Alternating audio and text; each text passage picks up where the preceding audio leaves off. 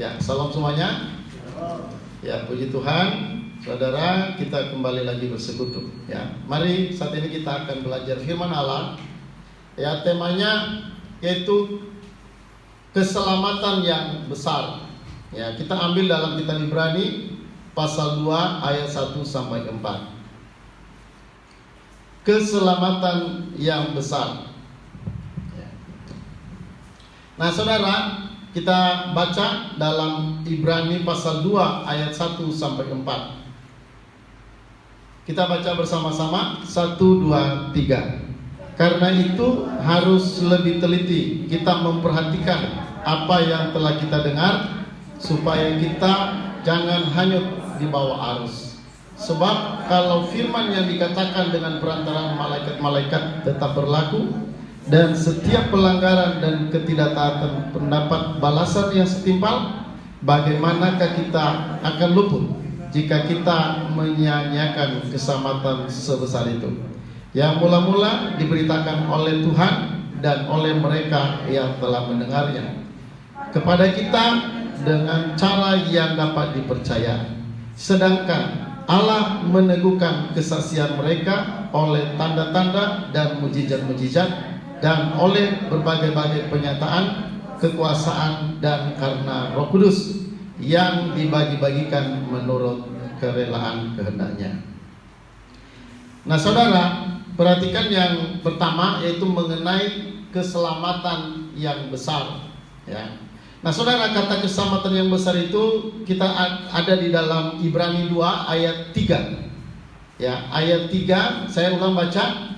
Bagaimanakah kita akan luput jikalau kita menyia-nyiakan keselamatan yang sebesar itu, yang mula-mula diberitakan oleh Tuhan dan oleh mereka yang telah mendengarnya kepada kita dengan cara yang dapat dipercaya. Ya, dikatakan bagaimanakah kita luput jikalau kita menyia-nyiakan keselamatan yang sebesar itu. Ya, jadi saudara, Alkitab mengatakan bahwa keselamatan itu keselamatan yang besar. Keselamatan yang Allah berikan itu bukan keselamatan yang biasa-biasa. Ini keselamatan yang sangat besar. Ya, ini perlu dipahami nih. Keselamatan yang kita terima itu dari Yesus Kristus, itu bukan keselamatan yang murahan. Itu bukan keselamatan yang sepi. Ya. Ini keselamatan yang besar. Ya. Nah, saudara, maka karena itu mari kita perhatikan. Ya, keselamatan kita itu harus kita memperhatikan seperti pelita. Ya, kita memperhatikan keselamatan itu lebih dari apapun dalam dunia ini. Keselamatan kita itu bukan keselamatan yang biasa-biasa. Ini keselamatan yang besar. Ya, tidak ada sebuah hal yang besar, saudara, selain keselamatan. Ya, memang dalam keselamatan yang besar itu, saudara, Allah yang besar memberikan kita keselamatan yang besar itu. Ya. Nah, saudara, kenapa kok disebut keselamatan yang besar? Nah, saudara, ini perlu diperhatikan. Keselamatan itu keselamatan yang besar. Kenapa? Nah, saudara, pertama perhatikan bahwa karena kita manusia berdosa, kita dihukum karena dosa, kita akan masuk neraka karena dosa. Maka saudara, yang pertama, Allah menyediakan keselamatan buat kita supaya kita luput dari dosa itu dengan bagaimana? Saudara, Dia memberikan kasih yang besar pada kita. Jadi saudara, untuk penyelamatan kita dari dosa, Allah, saudara, mencurahkan kasih-Nya ke dalam dunia dengan apa? Dengan mengirim anaknya yang tunggal. Firman Tuhan berkata, karena begitu besar kasih Allah kepada dunia. Saudara, Allah punya kasih yang besar terhadap dunia. Kenapa? Karena dunia manusia sudah jatuh dalam dosa. Tetapi Allah begitu besar kasih-Nya pada kita, sehingga supaya kita terlepas dari hukuman, saudara, Dia mengirim anak yang tunggal. Ya, Dia mengirim anak yang tunggal. Saudara, supaya apa? Supaya setiap orang yang percaya tidak binasa, melainkan beroleh hidup yang kekal. Saudara, jadi kenapa keselamatan itu menjadi sebuah keselamatan yang besar? Karena saudara, keselamatan itu adalah rencana Allah yang besar, sehingga saudara dia mencurahkan kasih-Nya, dia mengaruniakan anaknya yang tunggal. Ya, karena kasih-Nya yang begitu besar, sehingga dia mengaruniakan anak yang tunggal supaya kita yang binasa kita bisa beroleh kehidupan kekal. Jadi saudara, pahamilah bahwa hal yang terbesar dalam dunia ini adalah keselamatan. Firman Tuhan berkata, apakah gunanya kamu memperoleh seluruh dunia tapi nyawamu binasa? Dengan apakah kamu memberikan ganti daripada ganti nyawamu? Saudara, banyak orang hari ini lupa akan keselamatan. Mereka lebih, saudara, hanya terpaut kepada harta dunia, hanya terpaut pada keindahan dunia. Mereka lupa bahwa sebenarnya ada hal yang lebih besar yang seharusnya kita perhatikan, yaitu keselamatan yang besar ini, yang saudara ada di dalam Yesus. Jadi kenapa keselamatan itu dikatakan di sini keselamatan yang besar? Itu saudara, karena keselamatan itu adalah rencana Allah yang luar biasa. Ya, itu rencana Allah yang begitu luar biasa, sampai untuk keselamatan kita Dia korbankan anaknya yang tunggal. Sampai anaknya yang tunggal, Allah yang setara Allah, turun ke dalam dunia, meninggalkan kemuliaan sorga, turun ke dalam dunia, sampai bahkan Dia mati di kayu salib. Bahkan sampai Dia harus, saudara, disalibkan. Kenapa saudara? Karena supaya kita beroleh keselamatan. Allah, saudara, tidak mau kalau kita binasa. Allah tidak mau kalau kita hancur. Maka karena itu perhatikan keselamatanmu. Jangan main-main dengan keselamatan saudara. Banyak orang hari ini menganggap enteng keselamatan. Tapi saudara, jangan pernah mengabaikan. Kita yang mendengarkan ini, saudara, keselamatan itulah yang paling besar. Ya, Firman Tuhan berkata, jangan bersukacita karena kamu bisa mengusir setan. Jangan karena setan-setan itu takluk kepada kamu, bisa mengusir setan, bisa menyembuhkan orang sakit. Jangan bersukacita karena itu, tapi bersukacitalah karena namamu tertulis dalam kitab kehidupan. Itu artinya kita diselamatkan. Ya, jangan kita terpesona dengan dunia. Jangan terpesona karena kita udah buat mujizat, kita udah bernubuat, kita bisa mengusir setan, kita hebat. Ya, tetapi saudara, mereka belum mengerti keselamatan. Ya. Saudara, jadi hal yang perlu diperhatikan sebagai orang percaya yang sejati, perhatikan keselamatan kita.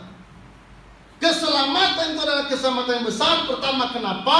Karena keselamatan itu adalah merupakan kasih Allah yang begitu besar terhadap dunia, sehingga Dia memberikan anak yang tunggal buat kita. Jadi makanya Alkitab tadi berkata bahwa bagaimana kita akan luput jikalau kita menyia-nyiakan keselamatan yang sebesar itu. Ya. Jadi saudara, jangan menyia-nyiakan keselamatan kita yang besar itu. Ya.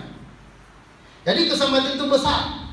Itu yang pertama kita perhatikan, bahwa keselamatan itu bukan keselamatan biasa, bukan keselamatan rendahan, murahan, remeh, bukan. Keselamatan yang kita punya dalam Yesus itu adalah keselamatan yang besar. Kenapa? Karena keselamatan yang besar itu merupakan sumber dari kasih Allah yang besar. Itu pemberian Allah yang besar pada kita, kasih karunia Allah yang besar pada kita, sehingga kita semua diselamatkan. Yang kedua, kenapa keselamatan itu menjadi keselamatan yang besar? Nah saudara, perhatikan bahwa keselamatan itu karena kita beroleh pengampunan dosa. Ya. Saudara, dalam keselamatan Kristus itu, saudara, semua dosa kita diampuni. Dosa saudara seberapa besar? Dosa saudara seberapa banyak? Saudara, sebesar apapun dosa, sebanyak apapun dosa, itu semua dihapus oleh darah Yesus. Tidak ada dosa yang tidak bisa diampuni oleh Tuhan Yesus. Tidak ada kejahatan yang tidak bisa dibereskan oleh Tuhan. Makanya orang Kristen yang sudah terima Yesus, jangan berpikir bahwa dosa itu sepertinya ada dosa-dosa yang tidak bisa diampuni. Semua dosa bagi orang percaya pada Yesus, semua diampuni. Tidak ada dosa yang sebesar apapun, tidak ada dosa yang sebanyak apapun. Di dalam Yesus semua dosa itu dibereskan, diampuni. Makanya kalau Anda sudah terima Yesus, jangan ragu-ragu. Ya, memang kita harus mengaku kalau ada dosa, tetapi bukan berarti bahwa dosa itu akan menghilangkan keselamatan kita. Ya. Jadi saudara, coba kita buka dalam Yeremia, Yesaya pasal 1 ayat 18. Tolong kita baca sama-sama. Yesaya pasal 1 ayat 18. Saudara, kita bisa baca ini bersama-sama. 1, 2, 3. Sekalipun dosamu merah seperti kirmizi, akan menjadi putih seperti salju. Sekalipun berwarna merah seperti kain kesumba, akan menjadi putih seperti bulu domba. Saudara, semerah apapun dosa kita, ya, sekalipun dosamu merah seperti kirmizi, akan menjadi putih seperti salju. Sekalipun berwarna merah seperti kain kesumba, akan menjadi putih seperti bulu domba. Ya, saudara, dosa apa? Semerah apa dosa kita? Sejahat apa kita? Saudara, tidak ada yang tidak Tuhan mampu ampuni. Allah mengampuni segala dosa. Dosa besar, dosa kecil, semua Tuhan ampuni. Saudara, dalam konsep agama lain tidak ada, saudara, yang seperti ini. Ini hanya konsep dalam Alkitab. Orang Kristen yang punya konsep ini. Dosa itu diampuni, dosa itu ditebus. Bukan hanya diampuni begitu, tapi ditebus, dibayar harga dosa itu. Maka karena itu, maka dalam kekristenan, karena dosa sudah dibayar, maka keselamatan itu menjadi pasti dan tidak bisa hilang. Bagaimana orang yang sudah ditebus Yesus kok kehilangan keselamatan? Bagaimana? Apakah kematian Yesus bisa dibatalkan buat orang percaya? Tidak bisa. Dosa itu sudah dibereskan. Dan kalau misalnya kita jatuh dalam dosa selanjutnya, apakah itu membatalkan keselamatan? Tidak bisa. Firman Tuhan berkata, bagi orang yang ada di dalam Kristus tidak ada penghukuman. Jadi bagaimana kalau orang Kristen berdosa? Dosa itu memang tetap dihukum, tapi bukan dihukum masuk neraka. Dosa tetap ada hukumannya. Kalau kita buat dosa sebagai Tuhan, ada hukumannya apa? Tuhan akan menghajar dan mensesah kita. Makanya Tuhan berkata, bagi orang yang kukasihi, ya, akan kutegur dan kuhajar. Ya. Jadi kita harus rela ketika kita dihajar, ketika kita ditegur, ketika kita diberi peringatan-peringatan oleh Tuhan. Itu baik buat kita. Kenapa? Karena kita tidak akan dihukum bersama-sama seperti orang dunia yang lain yang belum percaya. Ya, jadi kalau misalnya ada disiplin apa-apa dalam diri kita, ada teguran, hajaran. Kalau misalnya sudah ditegur oleh orang tua, sudah ditegur oleh pemimpin, masih belum mampan, nah nanti tunggu teguran dari Allah langsung. Ya, tunggu nanti ada teguran-teguran yang lebih berat. Ya, maka karena itu orang Kristen pun memang kadang-kadang mengalami penderitaan. Penderitaan itu apa? Supaya dibersihkan dari kejahatan-kejahatan, supaya dibebaskan dari ikatan-ikatan kegelapan. Karena itu bukan hayat hidup orang percaya. Karena itu bukan cara hidup anak Tuhan. Maka karena itu Tuhan akan bereskan. Ya, Tuhan akan bereskan. Tapi dosa yang kita buat sebagai anak Tuhan itu tidak akan membawa kita ke neraka. Kecuali kita masih di luar Yesus, ya, itu dosa membawa kita ke neraka. Jadi saudara, ini menjadi keselamatan yang besar. Kenapa? Karena semua dosa, ya, baik dosa yang dulu yang sudah kita pernah buat, maupun dosa yang akan datang sebelum kita mati, setelah kita percaya pada Yesus, itu semuanya diampuni oleh Tuhan. Haleluya. Ya, ya. Jadi saudara, tidak ada dosa, semerah apapun dosamu, dikatakan di dalam Yohanes 1 Yohanes pasal 1 ayat 9. Ya, dikatakan kalau engkau mengaku dosa, maka Allah itu adil dan setia. Dia akan mengampuni segala kejahatan kita, dan Dia akan menyucikan kita dari segala kejahatan. Semua dosa diampuni, semua dosa disucikan, semua dosa dihapus oleh Allah. Nah, makanya ini adalah sebuah keselamatan yang besar. Kalau orang sampai tahu ini, wah saudara, seharusnya itu akan melompat-lompat. Seharusnya kalau sampai orang tahu ini, dia akan bersuka cita karena dia sudah mendapatkan kehidupan yang sebenarnya, yang sejati. Nah, banyak orang karena tidak tahu kehidupan yang sejati, yaitu hidup dalam keselamatan dalam Tuhan Yesus, maka mereka mencari-cari yang lain sebagai tujuan hidup mereka. Mereka akan mencari-cari dunia ini, uang menjadi tujuan mereka, pekerjaan menjadi tujuan mereka.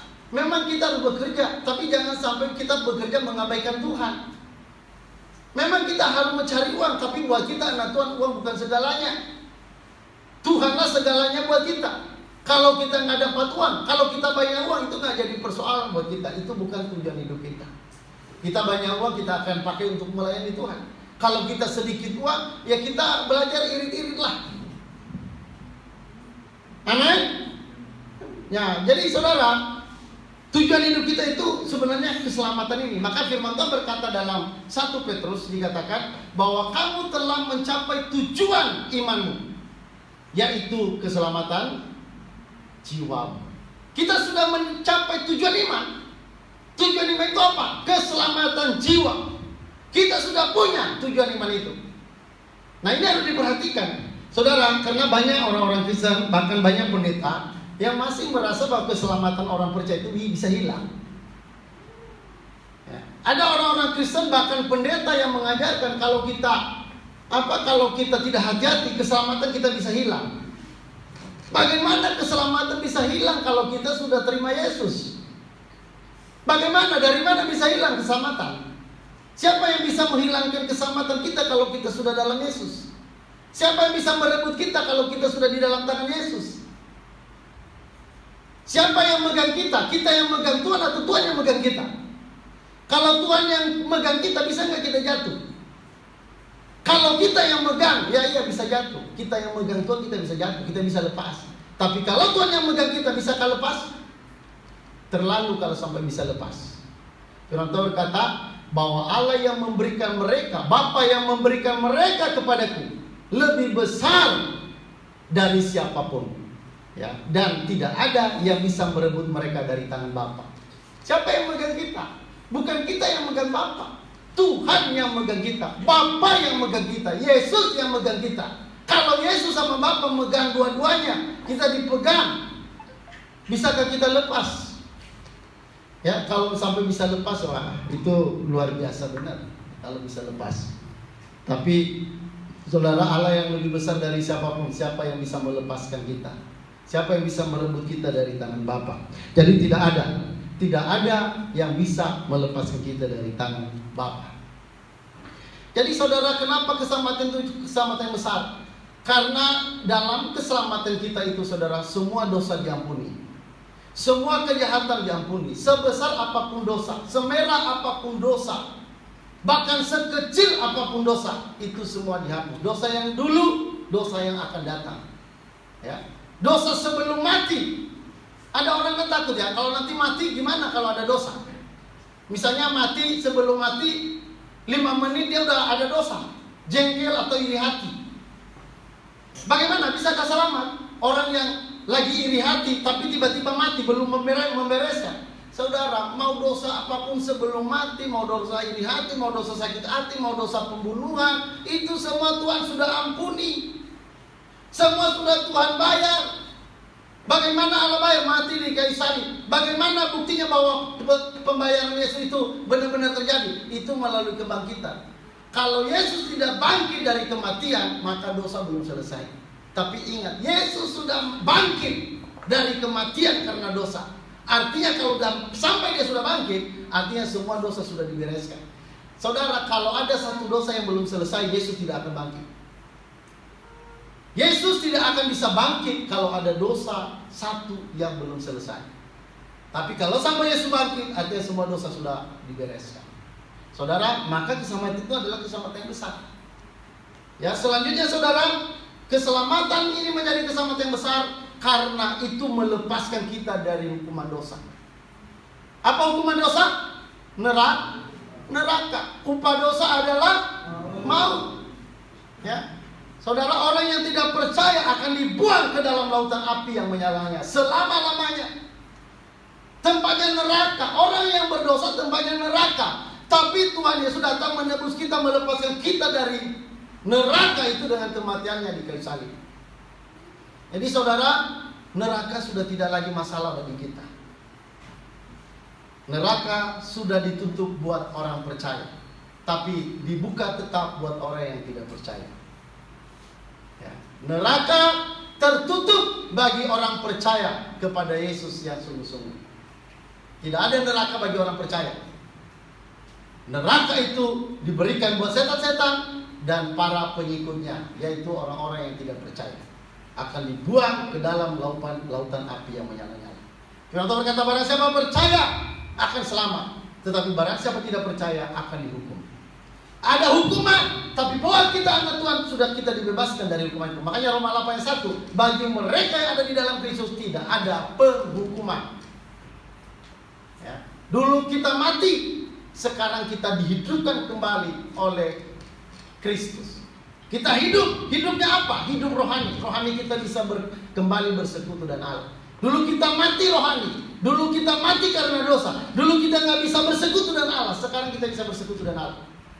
Makanya kalau datang sama Tuhan jangan berpikir, Tuhan masihkah engkau terima aku? Setiap datang sama Tuhan masih begitu misalnya. Apalagi misalnya nyanyi, Tuhan masihkah engkau mendengarkan doaku? Itu sepertinya memang rohani lagunya, tapi itu doa atau nyanyian orang nggak percaya. Orang percaya nggak perlu nyanyi itu. Bagaimana kita bilang Tuhan masihkah engkau dengarkan doaku? Nggak bisa saudara, itu doa bukan untuk orang percaya. Orang percaya doanya pasti didengar, dijawab atau tidak itu persoalan kehendak Tuhan. Tapi setiap orang percaya doanya pasti didengar. Masalah dijawab atau tidak itu adalah haknya Tuhan. Karena Tuhan yang tahu yang terbaik buat kita. Amin. Amin. Jadi kalau misalnya kita berdoa pasti didengar. Masalah dijawab, kalau doa kita salah ya nggak mungkin jawab. Ya. Kalau kita minta yang tidak-tidak, ya, yang tidak mungkin dijawab.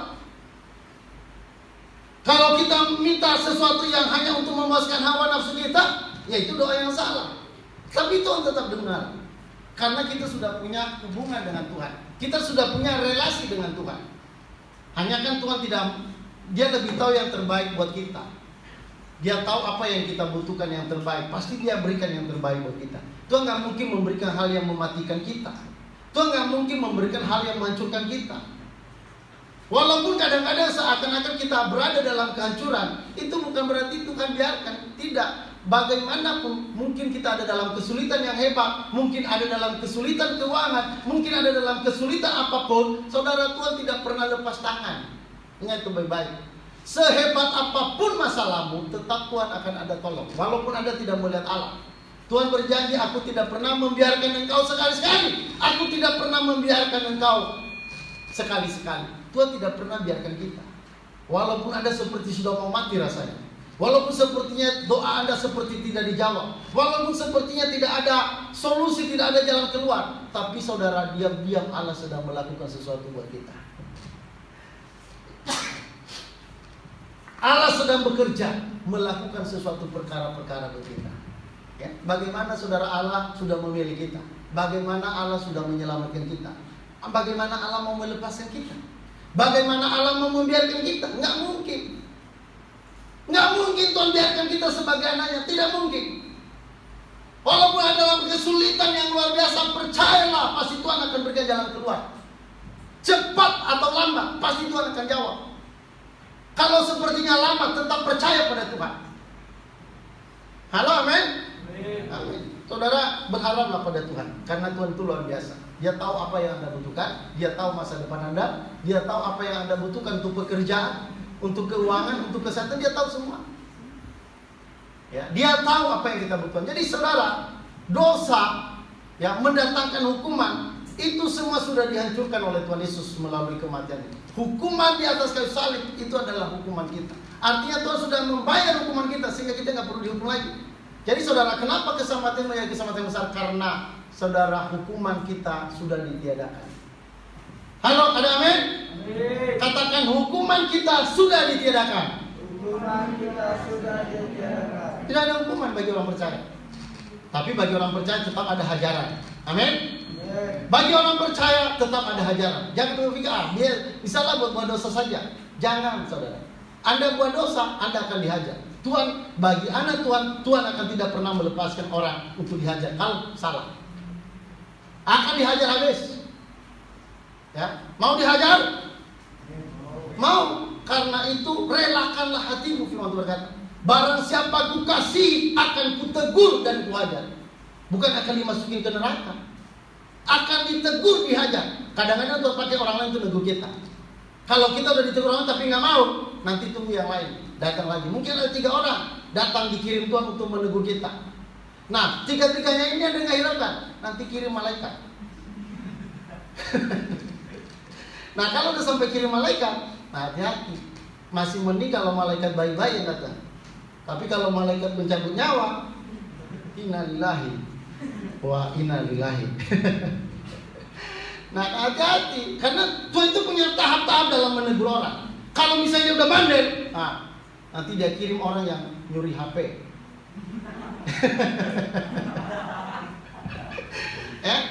Nanti tiba-tiba kok hilang HP saya. Itu Anda bilang itu biasa, itu teguran. Saya aja pernah itu kan. Saya ada orang bantu orang yang sedang di jalan, itu sedang kerja di tempat saya. Saya marah sama orang itu. Ini kerja malah bantu orang di luar. Tahu-tahu Tuhan sadarkan saya kenapa saya egois begitu. Ini kan ada orang yang dibantu, apa salahnya dibantu dulu? Bagaimana kasihmu, kata Tuhan pada saya. Tiba-tiba saudara, waktu saya menjahit, kan dulu saya suka menjahit. Tiba-tiba kepala saya itu bentuk ke belakang. Wah, saya pegang-pegang untuk nggak berdarah. Saya bikin, saya goyang-goyang kepala saya. Oh, lumayan, nggak geger. Tapi lumayan terasa. Saya mulai sadar, wah Tuhan ini kayak nggak main-main. Saya pikir kan, bisa main-main dikit lah masalah dosa kan. Ya, iri-iri dikit, sakit hati dikit lah, dendam-dendam dikit, masa nggak bisa? Bagi anak Tuhan, Tuhan tidak akan biarkan. Tuhan akan kirim, ya, mungkin penegur-penegur, penasihat-penasihat buat Anda. Tapi kalau Anda tidak dengar, Tuhan akan kasih tahapan-tahapan yang lebih berat. Ya, nanti Tuhan akan kirim orang yang ganggu Anda, bukan lagi tegur, ganggu Anda. Ya, udah diganggu, Anda masih belum bertobat. Nah, Tuhan akan kirim orang yang menghajar Anda. Mungkin orang dunia, tiba-tiba mukul Anda di jalan, tiba-tiba disenggol di jalan. Kenapa kok disenggol tiba-tiba? Apa itu terjadi secara kebetulan? Kenapa kok ada orang nyalip tiba-tiba sampai kita mau marah? Ya, dulu aja pernah itu saya dengar Om Heri bawa mobil itu digas, wah, udah mulai marah tuh orang di sana. Om Heri juga, wah, gimana? Mau cabut perkara atau mau damai? Semua itu pasti ada gunanya, amin. Perhatikan yang terjadi dalam hidupmu itu tidak terjadi secara kebetulan. Bagi anak Tuhan, sehelai rambut jatuh itu karena kehendak Tuhan. Jadi perhatikan, rambut sehelai saja itu pasti itu kalau sampai itu bisa jatuh itu karena sisi Tuhan. Kalau kemarin Anda sampai bisa pangkas rambut Anda berapa ekor berapa helai yang kepotong, itu bukan karena Anda, itu Tuhan yang sudah tetapkan itu. Halo, amin. Kalau misalnya ada kemarin ada orang yang ngasih snack mungkin harga 1.000, itu jangan Anda abaikan. Ada orang ngasih air minum, kenapa orang itu ngasih air minum? Itu semua Tuhan yang atur. Kenapa kita tinggal di sini? Kenapa kita datang hari ini di pagi ini? Kenapa Kemis pagi hari ini pakai baju warna apa itu? Hijau lumut. Kenapa? Itu semua Tuhan yang atur. Ya, kenapa Om Heri sekarang sambil dengar begini? Ya sepertinya karena ada kipas angin. Tapi sebenarnya Tuhan sudah atur semua. Kenapa Kemis kok senyum-senyum sekarang ini? Kenapa ini dan ya, saudara, nggak ada yang terjadi secara kebetulan buat anak Tuhan. Amin. Perhatikan. Ya, kalau misalnya ada keras-keras sedikit, kok anginnya agak keras-keras, ya, udah mulai terasa. Nah, bertobatlah. Jangan udah tahu ada angin bohoro masuk, ada tiupan angin keras, tapi masih santai saja, masih nggak mau bertobat. Nah, saudara harus bertobat. Halo, amin. Nah, saudara, Tuhan melepaskan kita dari hukuman neraka, tapi Tuhan tidak melepaskan kita dari hajaran dan teguran kalau kita salah. Neraka dia dihancurkan buat kita, Tapi teguran dan hajaran bagi yang salah tetap ada disiplin. Itu ingat baik-baik. Disiplin itu sangat berguna buat kita supaya kita jangan dihukum seperti orang dunia. Ya. Kenapa saya begini sekarang? Itu pasti karena Tuhan berkarya. Dan jangan pernah salah menanggapi Tuhan.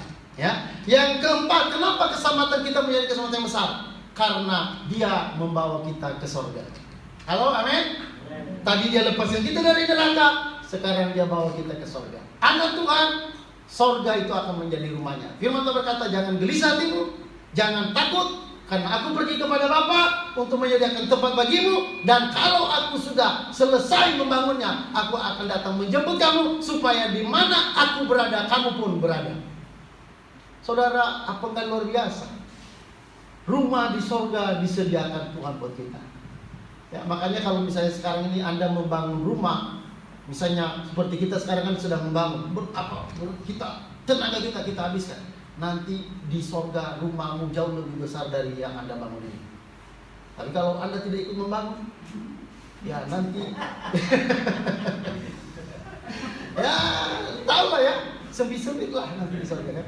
Mau sempit-sempitan di dunia udah sempit-sempit. Ya, di sorga ya enggak sesempit di dunia ini.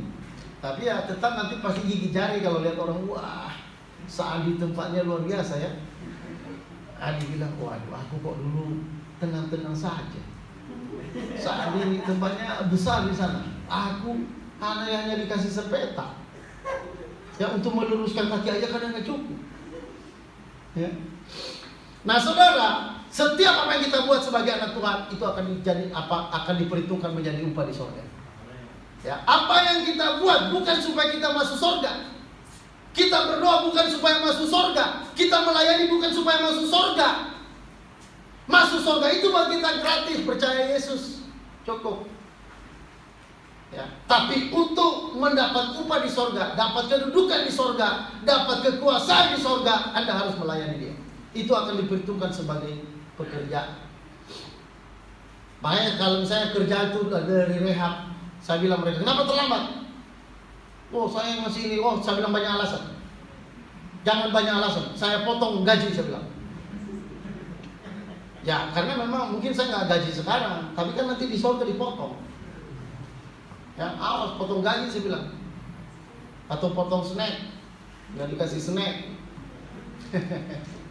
Ya, nah saudara, di sorga itu ada upah. Bukan hanya masuk sorga, tapi ada upah, ada kedudukan, ada kekuasaan di sorga. Maka karena itu kita melayani. Melayani bukan supaya masuk sorga, berdoa bukan supaya masuk sorga, ke gereja bukan supaya masuk sorga. Masuk sorga itu gratis. Percaya pada Yesus selamat. Ya, dikatakan itu bukan hasil usaha. Kamu diselamatkan oleh kasih karunia, oleh iman, itu bukan hasil usahamu. Masuk surga itu kalau kita mau masuk surga dengan cara berdoa supaya masuk surga, melayani supaya masuk surga, malah itu membuat kita nggak bisa masuk surga. Halo, amin. Melayani supaya masuk surga, bergereja supaya masuk surga, berdoa berpuasa supaya masuk surga, itu akan menjauhkan Anda dari surga. Karena masuk surga itu cuma-cuma dikasih Tuhan, gratis. Ya.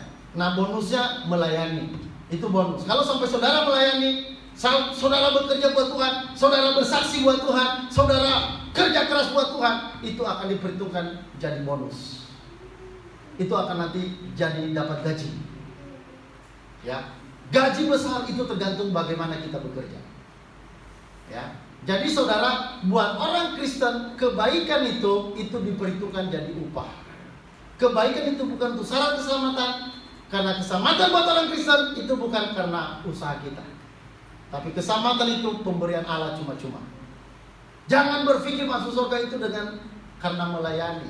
Apalagi ada orang kan ya, karena disangka dia udah ngusir setan, dia udah keliling Indonesia ngusir setan, nyembuhkan orang sakit. Kalau itu alasan untuk masuk surga, karena Anda ngusir setan masuk surga, karena Anda bernubuat masuk surga, menyembuhkan orang sakit lalu masuk surga, itu akan menjauhkan Anda dari surga. Karena masuk surga itu nggak bisa dengan usaha. Masuk surga itu hanya karena kasih karunia. Jadi orang-orang pendeta-pendeta yang khotbahnya harus berbuat baik supaya masuk surga, itu pasti masuk neraka. Iya, pasti masuk neraka. Selamat kok bisa usaha? Bagaimana bisa kita selamat dengan usaha kita? Siapa yang bisa masuk surga dengan usahanya? Tak usah banyak dosa. Satu dosa sekecil apapun itu membuat kita melanggar semua hukum Allah. Satu dosa kecil yang kita buat itu membuat kita melanggar semua hukum. Dosa sekecil apapun gak akan bakalan masuk surga. Ya, sombong dikit udah gak bisa masuk surga. Maka karena itu kan kita ini kan kadang-kadang masih sombong. Kalau berdasarkan usaha, itu kesombongan kita bisa jadi membuat kita jauh dari surga. Siapa manusia juga yang hari-harinya suci terus, nggak pernah buat dosa, nggak pernah pikirannya berzina, nggak pernah iri hati? Adakah begitu? Walaupun ada orang udah percaya lalu nggak ada itu. Itu kita di dunia masih ada itu. Kita belum sempurna, masih ada. Sehebat apapun kita kadang masih ada itu. Hanya orang Kristen itu dia nggak akan terus buat dosa. Itu bedanya. Kalau orang yang lahir baru itu, dia tidak akan terus buat dosa. Dia bisa jatuh bangun dalam dosa, tapi dia nggak akan terus buat dosa. Ya. Halo, amin. Amin. Nah itu bedanya. Orang yang lahir dari Allah tidak akan tetap berbuat dosa. Orang yang lahir dari Allah, karena benih ilahi ada pada dirinya, ia tidak akan terus menerus berbuat dosa. Kalau dia jatuh dosa, sadar, bertobat. Ya. Kalau dia suka melawan, sadar, bertobat. Dia akan tetap dalam dosa. Kalau orang dunia yang belum bertobat, dia akan tetap dalam dosa. Anak Tuhan beda, dia jatuh dalam dosa, dia bangkit, dia berubah lagi. Jatuh bangun itu biasa. Anak Tuhan begitu. Semakin jatuhnya jarang, itu akan semakin dipakai Tuhan. Semakin luar biasa dipakai Tuhan, tapi banyak jatuh, jadi batu sandungan. Itu ada bedanya. Amin. Ya kalau sering-sering jatuh ya jadi batu sandungan. Ya. Mau begitu? Jadi batu sandungan? Ya silakan saja, Tuhan pilihan. Nah, saudara, jadi kenapa keselamatan itu menjadi besar? Pertama, karena keselamatan itu adalah rencana Allah melalui kasih-Nya yang begitu besar sampai Yesus diturunkan di dalam dunia untuk mati di kayu salib. Yang kedua, kenapa keselamatan itu menjadi sebuah keselamatan besar? Karena semua dosa, semua kejahatan, dosa yang dulu, dosa yang akan datang, semua kejahatan, semua dosa, semerah apapun dosa, sejahat apapun kita, itu semua Tuhan ampuni. Seorang pelacur bisa diampuni Tuhan. Seorang pezina, seorang pembunuh, orang yang dulu membunuh orang, mungkin jutaan orang pernah dibunuh. Kalau dia percaya Yesus, semua dosa itu dihapus. Itulah keselamatan yang besar. Ketiga, kenapa keselamatan menjadi besar? Karena kita dilepaskan dari hukuman neraka. Keempat, kita dibawa ke surga. Amin, saudara? Ya, saudara, inilah yang membuat keselamatan itu besar. Nah, saudara, yang kedua, ya, kita akan melihat yang kedua, saudara, yaitu keduanya menyanyiakan keselamatan. Ya. Saudara, orang yang menyanyiakan keselamatan tidak akan luput dari hukuman. Ya. Orang yang menyanyiakan keselamatan akan tidak bisa diluputkan dari keselamatan itu. Ya, saudara, kita bisa baca tadi di dalam Ibrani pasal 2. Ya, saudara, di dalam Ibrani pasal 2 ayat 3. Tolong dibaca dulu satu orang. Ibrani 2 ayat 3.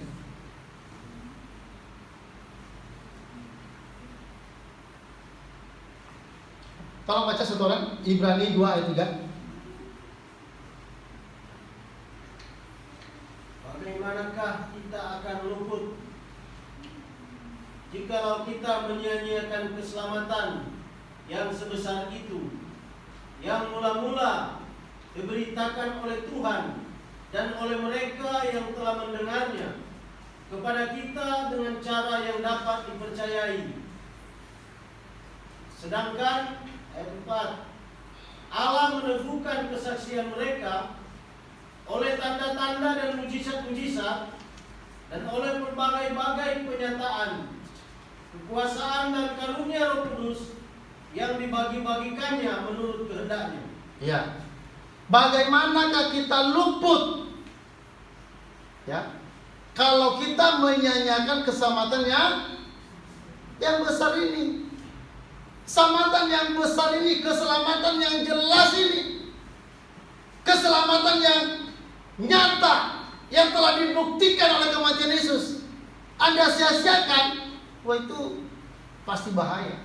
Bagaimana kita luput dari hukuman kalau kita menyanyiakan keselamatan? Saudara, kita orang Kristen mungkin tidak menolak Injil. Ya, banyak orang Kristen yang memang tidak menolak Injil, tetapi banyak orang Kristen yang menyanyiakan Injil. Ya, bukan menolak Injil, bukan. Di sini menyanyiakan Injil. Beda kalau menolak. Orang yang beragama lain jelas menolak Injil. Tapi orang Kristen banyak kan bukan menolak Injil. Bagaimana menolak Injil? Kita lahir dari Kristen. Dalam kandungannya kita udah Kristen. Lahir langsung Kristen. Ada yang masih kecil udah dibaptis. Ya, nanti udah besar di sini kalau di Protestan. Kalau di karismatik udah percaya selam. Nah saudara, banyak orang Kristen yang menyanyiakan Injil. Banyak orang Kristen yang menyanyiakan keselamatan. Mereka sudah dengarkan berita Injil. Mereka sudah ditawarkan Injil. Mereka juga sebenarnya bergereja. Mereka juga sebenarnya melayani, mengusir setan. Tapi sebenarnya mereka tidak tahu bahwa keselamatan itu benar-benar karena Yesus saja. Biasanya orang-orang yang menyanyiakan ini, saudara, pertama, saudara, mereka imannya bukan benar-benar fokus pada Yesus yang menyanyiakan ini. Biasanya orang yang menyanyiakan ini imannya itu karena melayani, karena bergereja, karena mereka berdoa lalu mereka merasa layak di hadapan Tuhan. Itu orang yang menyanyiakan pengorbanan Yesus. Berarti dia tidak menerima pengorbanan Yesus. Yang dia terima itu masih usahanya. Nah, bagi orang Kristen yang menyanyiakan pengorbanan Yesus seperti itu, merasa diselamatkan karena bergereja, merasa diselamatkan karena berkhotbah, merasa diselamatkan karena dia sudah S2, S3, pernah terima dapat kuliah teologi, sudah jadi doktor teologi. Wah, kalau kita beralasan itu menjadi dasar keselamatan kita akan kehilangan keselamatan. Itu orang yang menyanyiakan keselamatan. Ya, udah jelas-jelas kan keselamatan ini kan kasih karunia. Udah jelas-jelas, tapi masih banyak orang masih tidak percaya pada kasih karunia, masih tetap harus tambah dengan perbuatan. Itu udah menyanyiakan keselamatan. Saudara, keselamatan kita itu benar-benar bukan karena usaha kita. Keselamatan itu hanya karena anugerah daripada Allah. Tapi benar-benar saudara, luar biasa, hari ini banyak pendeta-pendeta yang mengajarkan keselamatan itu karena iman tanpa perbuatan. Ya, saudara, banyak lagi pendeta-pendeta yang mengajarkan bahwa keselamatan itu kalau tidak hati-hati bisa hilang. Gimana keselamatan bisa hilang? Keselamatan yang mana yang bisa hilang?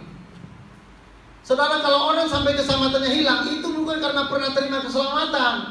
Dia belum pernah terima keselamatan. Karena terima keselamatan kan terima Yesus secara pribadi. Bukan hanya tahu cerita tentang Yesus. Oh, saya tahu Yesus disalib. Oh, saya tahu Yesus lahir di Betlehem. Oh, Yesus saya tahu dia dinubuatkan oleh para nabi penyelamat. Hanya tahu begitu, nggak akan selamat. Tahu tentang Yesus, tapi belum pernah terima Yesus. Saudara, bukan hanya tahu Yesus, tapi kita harus kenal Yesus, terima Yesus dalam hidup kita. Maka saudara, sebenarnya kalau saya kekristenan saya yang sejati baru tahun 90. Itu waktu itu umur 19 tahun. Sebenarnya kalau saya menjadi orang Kristen sejati itu baru umur 19. Waktu pas umur 19 saya terima Yesus dalam diri saya. Jadi saya pikir karena saya Kristen, masuk gereja, nyanyi vokal grup di gereja, nyanyi kor di gereja, tiap hari Minggu ibadah, gak pernah kerja. Ya, setiap hari Sabat. Saya pikir itu yang menjadi keselamatan. Tapi setelah saya umur 19 tahun, tahun 90, itu saya mengundang Yesus, saya terima masuk dalam hati saya. Jadi keselamatan kita bukan karena tahu cerita Yesus. Bukan karena saudara sudah mengusir setan. Jangan terlalu kagum dengan orang-orang yang suka mengusir setan. Itu biasa. Halo, amin. Jangan kagum dengan pendeta-pendeta yang dari luar negeri bisa membangkitkan orang sampai 10 orang mati bangkit. Itu bukan dasar keselamatan kita. Belum tentu orang yang mengusir setan bisa masuk surga, belum tentu. Karena banyak orang memakai nama Yesus. Banyak orang yang memakai nama Yesus tapi mereka belum terima Yesus. Maka ini hati-hati ya. Selidiki suami Anda, selidiki istri Anda, selidiki anak-anak Anda. Apakah mereka ini sudah terima Yesus? Belum. Tidak semua orang yang terdaftar di gereja masuk surga, tidak. Tidak semua orang yang lahir dari Kristen masuk surga, tidak. Karena orang yang masuk surga itu bukan karena lahir dari Kristen, bukan karena dia pernah ke gereja.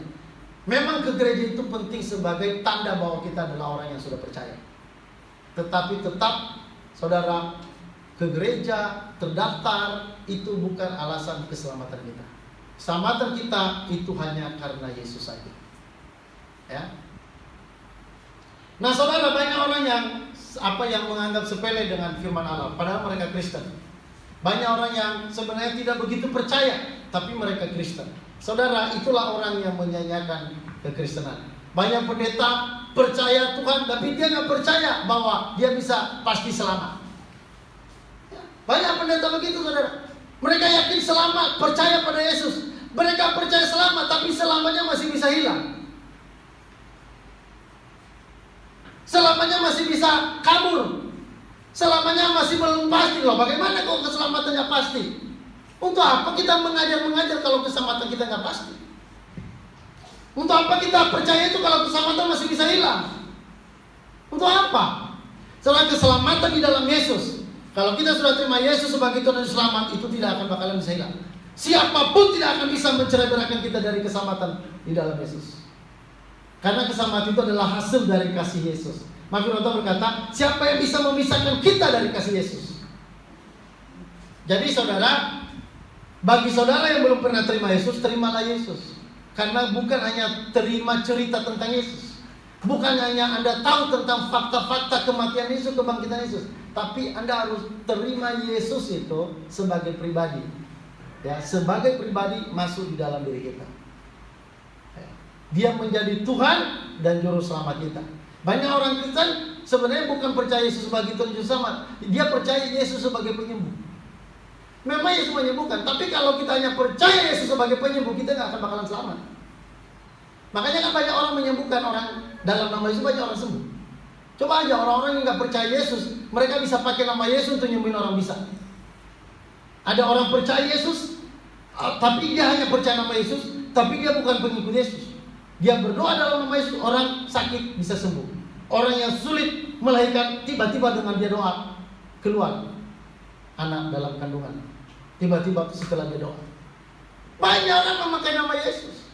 Makanya Firman Tuhan berkata, banyak orang berseru-seru pada hari terakhir. Tuhan, Tuhan selamatkan aku, bukan aku sudah bernubuat, bukan aku sudah mengusir setan, bukan aku sudah menyembuhkan orang sakit. Apa kata Yesus, saya tidak kenal engkau? Tidak ada hubungan, tidak ada relasi. Bagaimana kita bisa punya hubungan dengan Yesus? Allah itu roh. Ya, saudara, Allah itu roh, maka kita juga harus punya roh Allah di dalam diri kita. Maka karena itu kita harus percaya Yesus. Kalau orang nggak percaya Yesus, bagaimana dia bisa berhubungan dengan Allah?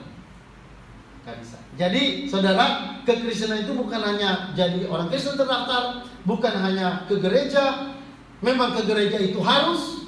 Memang kita harus menghargai hari Sabat. Memang kita harus bertobat dari dosa-dosa. Tetapi saudara, untuk keselamatan kita itu hanya karena percaya pada Yesus semata. Karena keselamatan itu hanya kasih karunia semata. Nah, ini yang perlu diperhatikan, ya. Nah, saudara, banyak orang yang menyanyiakan keselamatan. Saudara, siapakah yang bisa luput kalau seseorang itu menyanyiakan keselamatannya? Ya, tidak ada yang bisa luput, saudara. Pada zaman hukum Taurat saja, orang-orang yang melanggar itu dihukum. Ya, berapa banyak orang Israel yang ketika mereka keluar dari Mesir menuju tanah Kanaan, berapa orang yang mati dihukum? Saudara, mereka tetap dihukum, tidak luput dari hukuman. Itu zaman hukum Taurat. Sekarang kita ini sudah ada dalam zaman Injil. Saudara, Alkitab pewahyuan tentang Allah itu sudah lengkap. Yesus sendiri sudah langsung turun ke dalam dunia. Allah yang turun ke dalam dunia, yang langsung menyatakan berita keselamatan itu, yang langsung menyatakan dirinya sebagai sumber keselamatan itu. Lalu bagaimana kita bisa luput? Di perjanjian lama aja banyak orang yang mati. Ya, waktu Musa di Gunung Sinai, saudara, ketika Allah itu turun, saudara akan terjadi banyak petir, ya ada kilat menyambar, ada angin, sampai orang-orang Israel pada ketakutan mau bertemu Tuhan. Mereka bilang, jangan kami yang bertemu Tuhan, kamu aja Musa, kami biar jauh-jauh dari Gunung Sinai. Ya. Saudara, hukuman luar biasa dijatuhkan kepada orang-orang yang ada di dalam Taurat. Apalagi kita di masa Injil kasih karunia, di mana Tuhan Yesus yang menjadi yang tertinggi, yang terutama dari segalanya, yang langsung datang ke dalam dunia. Jadi nggak bisa diabaikan keselamatan itu. Saudara, jangan pernah menyanyiakan keselamatan Anda. Ya, saudara, kita harus fokus kepada keselamatan. Ya. Saudara, orang yang menyanyiakan keselamatan adalah orang yang mendengarkan Injil, tapi saudara tidak menghargai Injil itu, tidak terlalu sungguh-sungguh dengan Injil itu. Mereka memang ke gereja, tapi mereka nggak baca Injil. Mereka nggak mendengarkan Injil. Mereka memang terdaftar. Itu orang yang mengabaikan keselamatan. Bukan menolak, mengabaikan. Beda menolak sama mengabaikan. Orang-orang Kristen kebanyakan bukan menolak. Orang-orang Kristen itu mengabaikan. Kalau menolak, itu biasanya mereka keluar dari kalangan Kristen. Mereka menjadi mualaf, itu menolak. Tapi banyak orang Kristen bukan menolak, tapi mengabaikan, menyia-nyiakan keselamatan. Firman Tuhan berkata, bagaimana bisa luput? Ya, orang-orang hari ini kan, saudara, pelan-pelan mereka dia mengikuti arus dunia. Ya. Mereka mengikuti arus dunia ini, saudara. Nah, saudara, yang kedua, kita baca Ibrani pasal 2 ayat 1, yaitu hanyut oleh arus dunia. Jadi saudara, pertama tadi mengabaikan tawaran Injil, mengabaikan firman Allah. Ini sama dengan orang yang menyanyiakan keselamatan. Yang kedua, saudara, orang yang ikut arus, hanyut di bawah arus. Tolong baca Ibrani pasal 2 ayat 1. Ibrani 2 ayat 1. Karena itu harus lebih teliti kita memperhatikan apa yang telah kita dengar, supaya kita jangan hanyut di bawah arus. Ya, saudara, Alkitab mengingatkan kita supaya karena itu harus lebih teliti memperhatikan apa yang telah kita dengar. Teliti. Firman Tuhan berkata bahwa orang Berea lebih baik hatinya daripada orang-orang Tesalonika. Kenapa? Karena mereka menyelidiki kitab suci dan mereka berkata, apakah benar demikian? Saudara, orang-orang Berea, mereka menyelidiki kitab suci. Tesalonika tidak. Orang Berea menyelidiki kitab suci dan mereka mengoreksi, apakah benar demikian? Orang-orang kita hari ini nggak teliti dengan firman. Siapa saja yang berbicara, mereka bilang ya itu firman Allah, padahal itu penyesat. Saudara, berita-berita keselamatan, berita tentang Yesus tapi tidak ada kepastian keselamatan, itu berita sesat.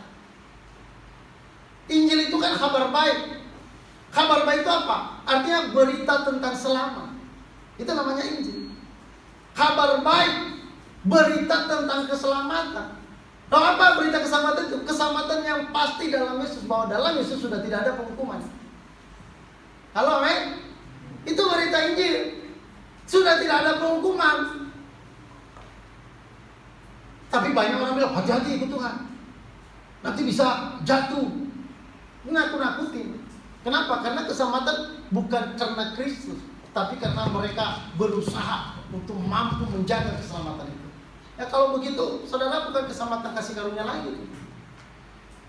Jadi saudara, dikatakan bahwa karena itu harus lebih teliti kita memperhatikan apa yang telah kita dengar, supaya kita jangan hanyut di bawah arus. Artinya saudara, perhatikan baik-baik, selidiki baik-baik firman Allah itu. Ya, jangan setiap firman Anda terima, belum tentu itu firman. Kalau boleh saya katakan, hari ini banyak penyesatan yang ada di mimbar-mimbar gereja, tapi banyak orang tidak waspada, banyak orang tidak teliti, banyak orang tidak mengkritisi. Kalau kita debat terhadap orang-orang itu, mereka nanti mencap kita, wah apa itu pendeta? Pendeta kok kerjanya debat. Ya. Mereka menuduh kita bahwa kita ini sesat karena kita debat. Padahal saudara, dengan debat kebenaran, sebenarnya disitulah muncul ada banyak kebenaran. Ada kemarin kami satu harian itu dari pagi sampai malam kami debat tentang kasih karunia keselamatan. Keselamatan gak bisa hilang. Kami dalam satu grup mantan-mantan teologi. Oh saudara, saya bilang keselamatan itu pasti gak akan bakalan bisa hilang. Wah, mereka menembak Bapak dengan berbagai macam cara. Mereka bilang apa deh ini? Belum sarjana, katanya belum apa. Saya bilang untuk percaya pada Tuhan itu tidak membutuhkan kesarjanaan kita. Ya, kita tidak percaya karena kita sarjana, kita nggak percaya karena kita teologi jurusan apa-apa dan kita sampai S2, S3, S4, S7. Saya bilang ini kan Alkitab yang menjadi sandaran kita, bukan karena kita sudah tamat sekolah teologi. Sekarang juga S2, S3 nggak punya ilmu apa, nggak punya dasar-dasar firman Allah apa.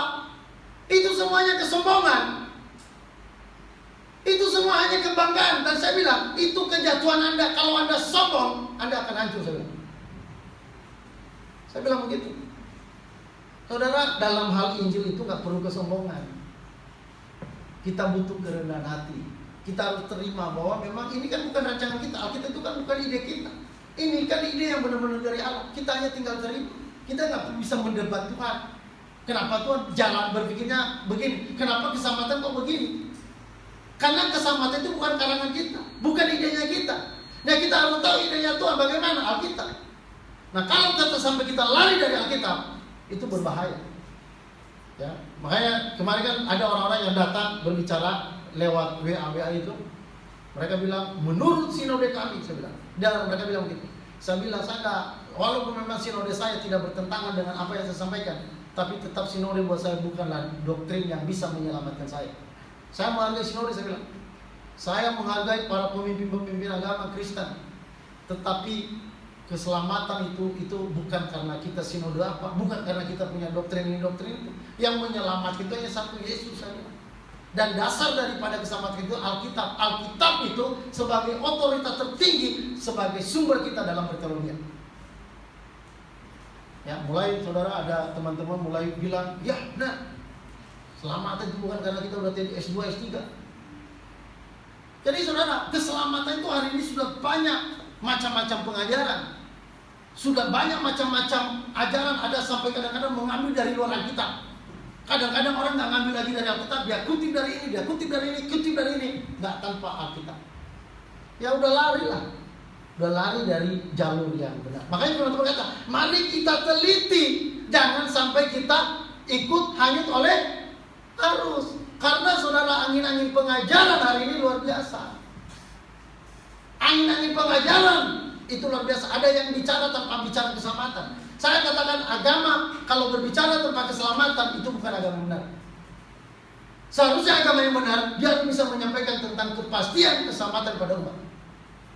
Itu agama yang benar. Kalau kita berteologi tapi kita tidak menuntun orang pada keselamatan, itu semua sesat. Makanya ada orang bilang, saya kan ada dosen kami yang saya debat kemarin, saya bilang pendapat Bapak ini tidak Alkitabiah. Nah, tentu mereka agak marah. Ya saya nggak takut, walaupun itu dosen senior saya dulu. Karena belum tentu dalam penggalian itu kan masing-masing beda. Ada orang-orang yang benar-benar menyelidiki, ada orang kadang-kadang hanya cari nama. Nah, bagaimana kita menyelidiki? Apakah benar-benar hati kita menyelidiki firman? Atau kita mencari firman hanya untuk semacam kita berkhotbah supaya nama kita baik, nama kita terkenal? Beda saudara, orang yang benar-benar menyelidiki firman itu orang rendah hati. Nggak ada kesombongan, nggak ada yang dibanggakan. Karena dia tahu itu semua dari Allah. Ya, jadi saudara, teliti firman Allah. Karena itu haruslah lebih teliti dikatakan. Ya, di dalam kitab Yakobus pasal 2 ayat berapa itu, ayat 28 atau 25 dikatakan bahwa berbahagialah mereka yang menyelidiki hukum yang memerdekakan, hukum yang sempurna yang memerdekakan semua orang. Berbahagialah orang yang meneliti hukum yang sempurna. Jadi mari kita teliti firman Allah. Jangan setiap firman yang disampaikan oleh pendeta Anda terima mentah-mentah. Jangan, uji dulu, lihat Alkitab benar. Dasar Alkitabnya mana? Mana Alkitab yang berkata demikian? Benarkah Alkitab berkata demikian?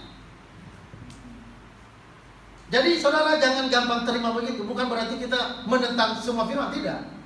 Maksudnya kita harus lebih teliti, harus mencari yang tepat yang mana, harus mencari yang lebih akurat yang mana. Ya, teliti itu kan sama dengan akurat. Ya, mencari data-data yang akurat, mencari yang mana yang paling benar. Ini bukan kesombongan kalau seperti itu, bukan. Karena memang kita butuh penerangan tentang keselamatan ini secara jelas-jelas. Ya, jadi saudara kita, kalau saudara sudah tangkap ini dan Anda sudah ngerti, siapkan diri untuk menyampaikan pada yang lain. Karena kan tidak selalu saya ada. Misalnya seperti di sini kan ada tukang, tidak selalu kan saya ada.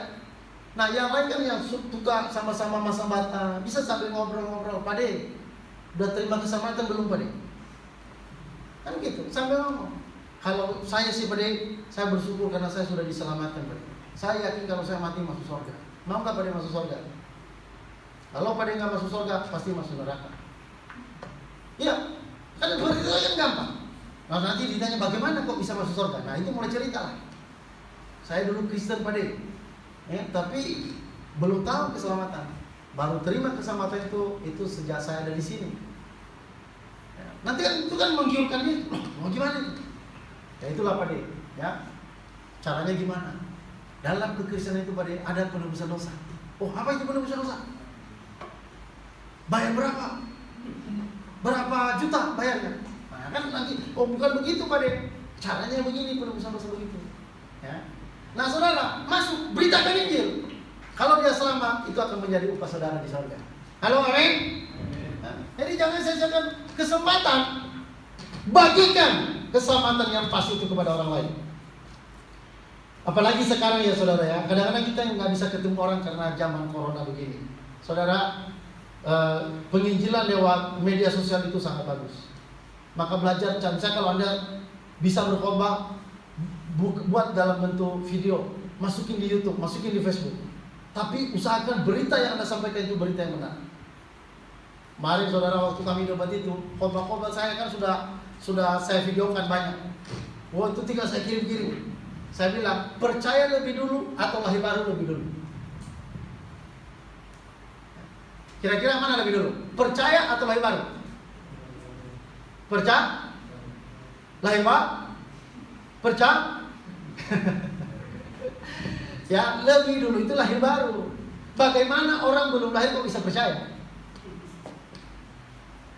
Nah, orang Kristen kebanyakan percaya dulu, baru katanya lahir baru.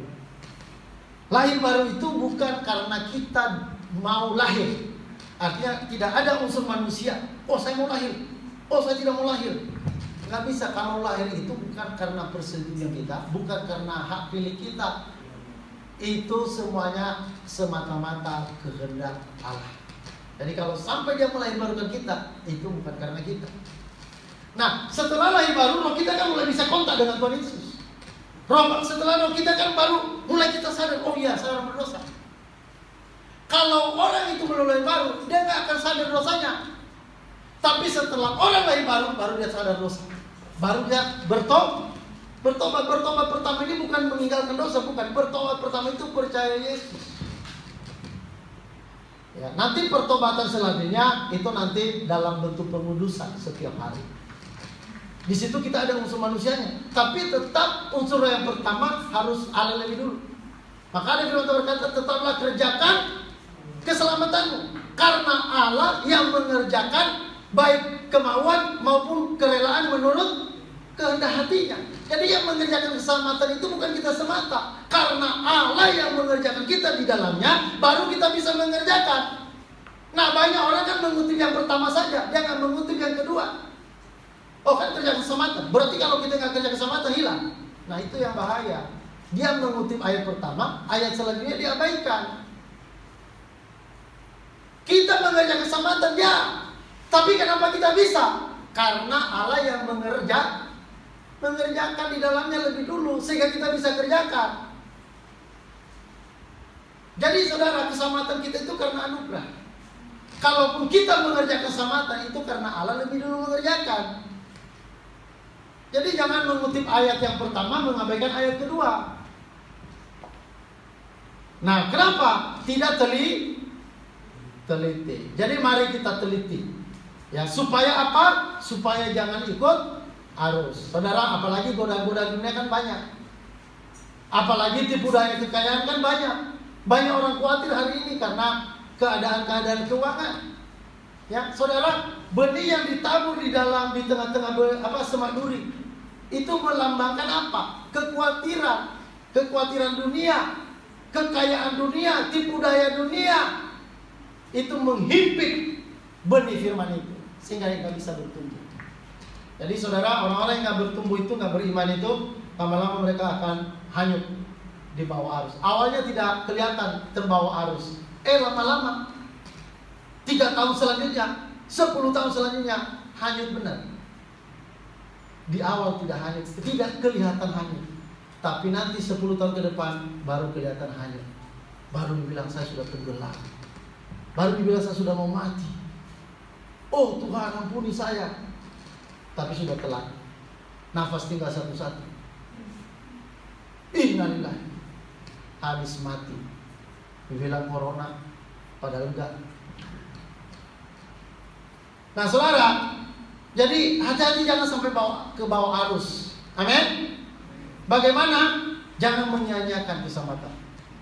Teliti kebenaran-kebenaran itu. Apakah benar demikian?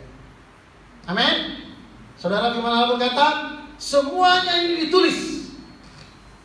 Ya, supaya apa? Supaya kamu tahu bahwa kamu dapat hidup yang kekal.